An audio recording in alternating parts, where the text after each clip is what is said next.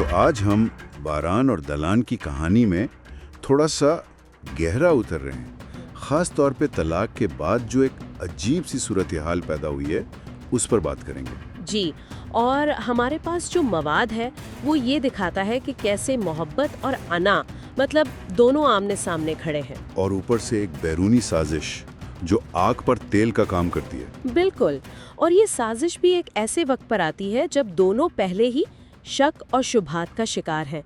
आज़ादे साहिबा का झूठ सिर्फ एक चिंगारी नहीं था, वो तो आप कह सकती हैं कि पेट्रोल था। सही। अच्छा, तो कहानी शुरू होती है दिलान की बियाना से वापसी पर।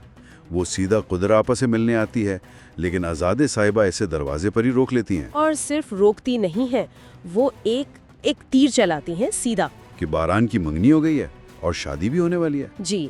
लेकिन हमें यहाँ दिलान की हालत को भी देखना होगा। वो उस वक्त कितनी गैर महफूज थी, है ना? हाँ, ये तो है। वो एक ऐसे माहौल में वापस आई थी जहाँ वो खुद को पहले ही अजनबी समझ रही थी। ऐसी हालत में आज़ादे साहिबा जैसी शख्सियत की बात पर शक करना वो बहुत मुश्किल था उसके लिए। और इसी कमजोरी का फायदा उठाया गया। बिल्कुल।